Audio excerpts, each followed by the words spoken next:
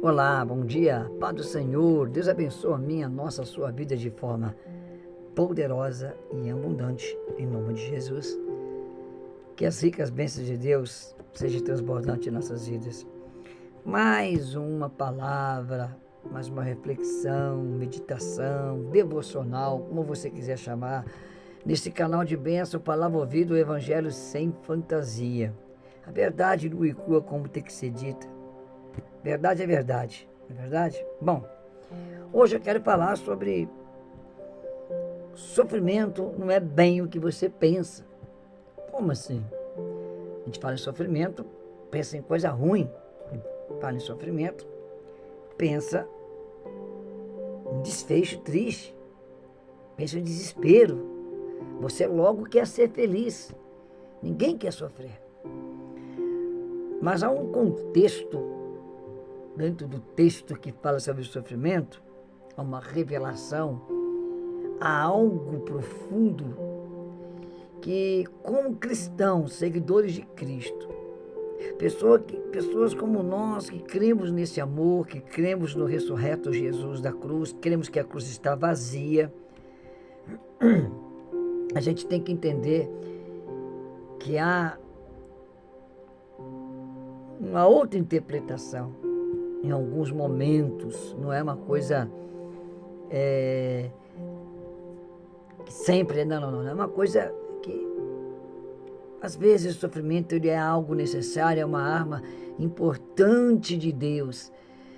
Eu vou começar a falar sobre sofrimento na seguinte frase: o que se dirá de um Deus que pega o filho inocente, o filho sem mácula, perfeito, para pagar pelo preço, pelos bilhões e trilhões e quatrilhões de filhos rebeldes, culpados e pecadores, para que nós fôssemos salvos pela justiça da cruz, que injustamente sofreu Jesus. Então ele é capaz de tudo. E neste contexto, o que me revela o texto da palavra de sofrimento, eu vou dizer para você que o sofrimento pode ser uma arma poderosa de Deus para não te perder. Ele não vai te colocar numa cruz como colocou Jesus, mas ele vai criar meios de não te perder. Meios que vão nos constranger a estar buscando a tua face, a depender de sentir e de ouvir Deus de alguma forma. Bom, o sofrimento, no caso do cristão, ele pode ser sim um sinal de bênção, com certeza.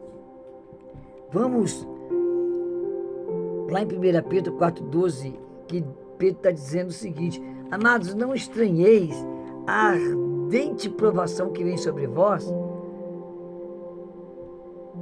para vos experimentar, como se alguma coisa muito estranha vos estivesse acontecendo. Olha só, que forte ele está dizendo. Mas, antes, alegrai-vos, pois estão sendo participantes das aflições de Cristo, para que também, na revelação da sua glória, vocês se alegrem e se exultem sobremodo. Então, o sofrimento, segundo esse texto, ele está dizendo o seguinte: ele é sinal de bênção. Não vamos estranhar essa ardente prova, essa coisa que queima como fogo estranho, que está vindo sobre nós. Parece que é algo que é para nos tentar ou nos experimentar, como se alguma coisa muito estranha estivesse acontecendo e não está certo. Aí ele vai continuando aqui, ele põe ponto e vírgula no texto e vai continuando. Mas, regozijai-vos, regozijar é muito mais do que uma simples alegria. Regozijai-vos. Porque ele está dizendo aqui, vou traduzir para você: vocês estão sendo, na verdade, participantes das aflições de Cristo, para que também, na revelação da sua glória, naquilo que é para glorificar, que é para exaltar o Cristo vencedor sobre nossas vidas, nós também nos alegremos e nos regozijemos e nos exaltemos, né? Exalteis, né? Exaltar de alegria, não no sentido negativo, porque nós também teremos em nós os benefícios da revelação da sua glória. Olha que coisa linda! Porque pelo nome de Cristo sois expostos à vergonha, a dores e sofrimento. O tempo tem que estar vituperados. Eu posso dizer, se pelo nome de Cristo vocês estão envergonhados, expostos às lutas, expostos a dores, bem-aventurados são vocês, porque sobre vós repousa o Espírito da glória, o Espírito de Deus. Estou lendo aqui de uma forma mais simples para você. Aí ele fala aqui, aí vai aonde eu te falei, porque o sofrimento para nós cristãos ele é bênção. Mas que nenhum de vós, entretanto, padeça por sofrimentos, passe por lutas, né? Como um homicida, como um ladrão, ou um malfeitor, ou como quem se enlaça em negócios alheios. Mas, se vocês padecem como cristão, não se vergonhem, antes glorifique a Deus neste nome. Que nome? Jesus Cristo. Olha que coisa linda, é isso aí. É isso que eu estou dizendo para vocês. Porque o sofrimento para o Filho de Deus, para o servo de Deus, ele é uma arma poderosa de Deus, Ele é uma arma poderosa de Deus, é uma arma tremenda de Deus. Ele está dizendo aqui, não vão padecer como pessoas ímpias. O ímpio, aquele que não tem temor, aquele que não pratica as misericórdias, que não exerce nem vive debaixo da graça da cruz. O ímpio é aquele que comete impiedade, atos maldosos, fraudulentos, ruins, atos de quem não teme a Deus. Os ímpios praticam iniquidade. A iniquidade está ligada a atos morais que me conduzem a pecados. Então, a gente tem que entender isso, é isso que Deus está falando aqui para nós. O sofrimento na vida do cristão, ele tem um fundamento, ele tem uma missão, e não dura para sempre. Deserto é uma travessia, uma passagem. O tempo de deserto, ele vai ser definido pela sua obediência, pela sua entrega, pelo seu senso de sensibilidade, de entender a voz de Deus. A fornalha durou pouco tempo, a cova dos leões durou uma noite, as muralhas de Jericó caíram depois de baixar por 7 dias. As coisas com Deus têm início, meio e fim. O início é quando Deus começa a te pôr a caminhar dentro do propósito divino. O meio é então o processo que você passa. O fim é onde o nome de Deus será glorificado na sua vitória. O processo é isso aí. Então nós vamos vendo que o sofrimento levou personagens bíblicos a fatos de vitórias imensuráveis. José, por exemplo, como que sofreu a partir do momento que iniciou-se a história relacionada aos sonhos, nem de José, os sonhos de Deus para José. Porque tudo aquilo era um plano de Deus para salvar Israel de uma grande fome que haveria durante 7 anos e matou muitas pessoas. Mas Deus providenciou um meio de alguém estar no lugar certo, na hora certa e ser alguém importante para que Israel não morresse de fome. Isso custou o sofrimento de José. José é um homem que está conectado ao significado, aquele que veio para salvar. Que, na transliteração de palavra, do vocabulário usado na época, o aramaico arcaico, e hoje, o judeu, o hebraico que fala entre os judeus, ou o hebraico falado dos judeus do tempo de Cristo, é o mesmo significado de Jesus, aquele que veio para salvar. Então, o que acontece?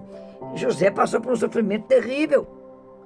José passou por algo e ele se tornou, então, lá na frente, o segundo homem mais poderoso em autoridade do planeta Terra. O sofrimento de José teve um percurso, teve uma intenção de Deus. Teve. José sofreu por 18 anos. Dor, luta. Vamos ver que ele foi levado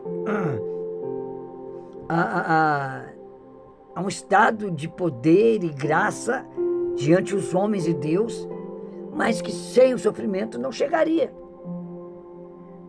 Vamos ver Jó.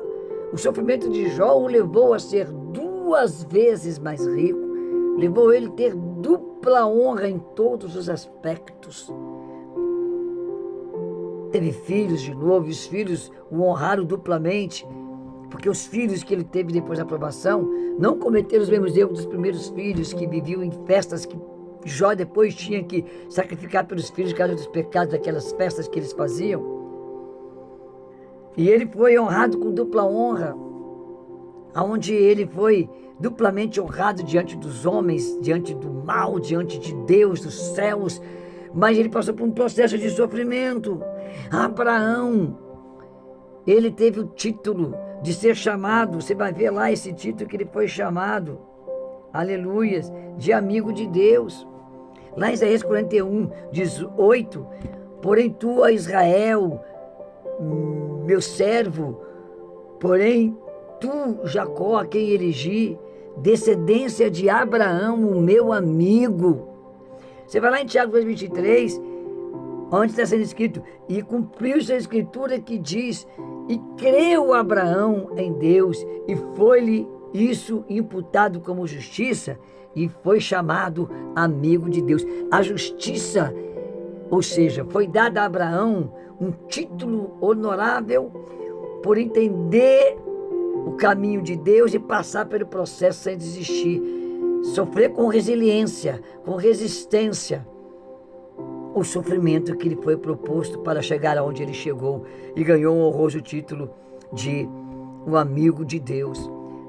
Davi, quando Deus fala com o profeta Samuel, achei um homem segundo o meu coração. Ser segundo o coração de alguém é algo das coisas mais profundas.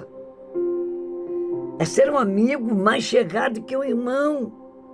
E Davi recebeu esse título e se tornou referência de Jesus na terra. Como um homem, Jesus, filho de Davi, tem misericórdia de mim. A chave de Davi. Olha a referência de autoridade. Mas Davi sofreu um bocado. Teve um processo para chegar onde chegou terrível. O perigo, presta bem atenção, o perigo de você não entender, não ter sensibilidade, de entender o sofrimento, ele é um só. Ele é um só. É você perder a vitória. É você perder a bênção. O perigo de não entender é não perseverar. Quando você não persevera, você então desanima. Você então para. Você então volta atrás. Você volta atrás. Está aqui em Hebreus. Não endureceis os vossos corações como na provação no dia da tentação do deserto, onde vossos pais, Deus falando, me tentaram, me provaram e viram por 40 anos as minhas obras. Presta atenção, Israel aqui não entendeu. Não endureçais o coração. O perigo de você não entender o que eu estou falando, o que Deus está te revelando, é você não perseverar, é você produzir a ira de Deus, é você desistir, é você sair do chamado. Resumindo, o sofrimento para você cristão que é fiel não é injustiça, mas é uma arma perfeita de Deus, te amadurecendo, te conduzindo a um status de varão, de varoa perfeita, chegando à estatura, ao nível de um ser para ser chamado alguém segundo o coração de Deus, alguém que Deus vai falar assim, o meu amigo, a minha amiga, pensa no seu nome agora aí. Se fosse alguém falar assim, ó, o meu amigo Luiz Kinoshita, achei um homem segundo o meu coração, Luiz Kinoshita.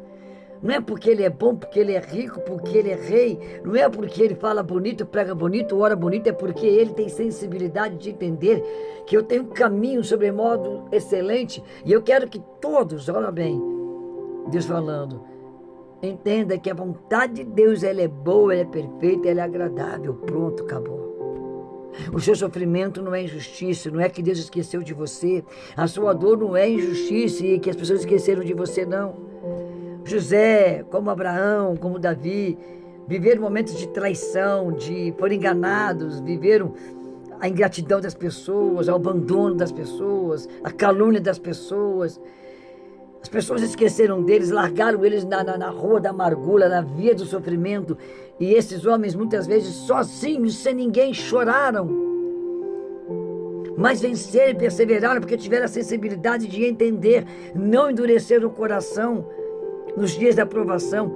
Entenderam que na tentação do deserto era um processo para tomar posse da vitória. É uma arma divina que parece ruim. Como diz Pedro aqui, não estranheis. Como se algo estranho estivesse acontecendo, esse fogo que arde. Como se algo estivesse te tentando, não. Mas alegrai-vos, porque nesse sofrimento você está sendo aperfeiçoado.